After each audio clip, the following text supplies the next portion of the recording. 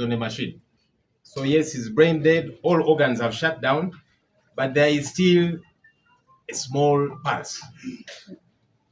And according to them, professionally, it would be unethical to declare him dead on their end when there is still that pulse. So they are saying they can't give us any hope. They don't know what the day will be like by close of day, but they're also saying they're not good.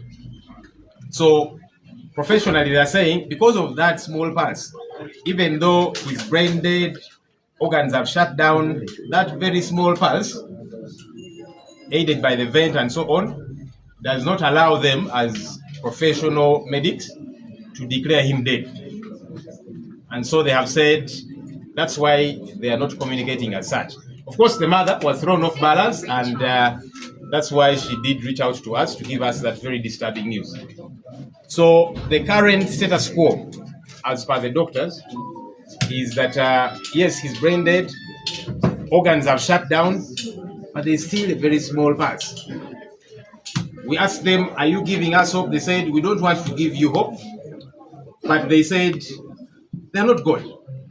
God, that's what the doctors have told us. We requested them to be with us, to be able to communicate this, but they said they will be with us because the executive director is here, Sister Dr. Grace. Sister Dr. Grace, who is the acting executive director, but she's the medical director. So she told us she might not speak, but she will be with us because she, together with other doctors, that's the brief that they have given to us. Our call to the people of Uganda, and especially the people of Kawempe North, which he represents, is let's keep praying for him. The doctors are saying he's in a very critical condition, brain dead, organs shut down, but there is that small pulse, aided with the vent and so on. And so professionally on that end, they're saying they cannot at this point declare him dead. So let's keep praying for Honorable Muhammad Segirinya, even though, yes, medically they're saying hope is it's a fairly grim picture, but there is God in heaven. That's the update we can give for now.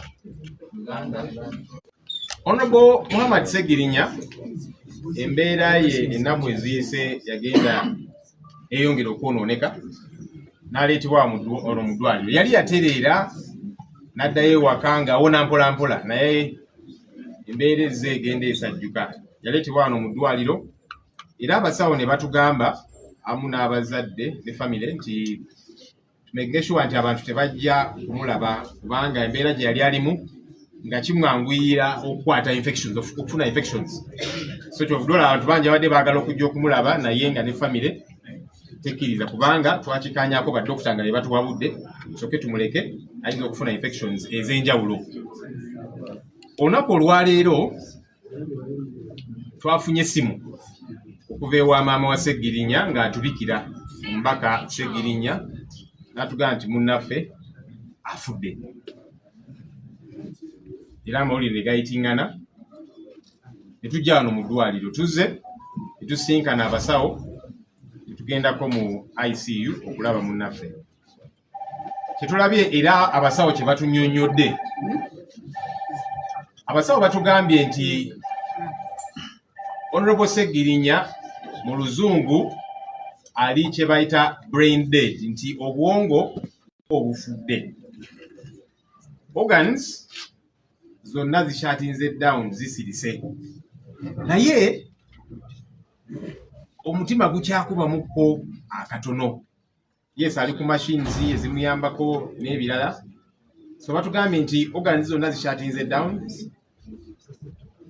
naye omutima gukyakubamu akatono, ezi machines ezimuyambako.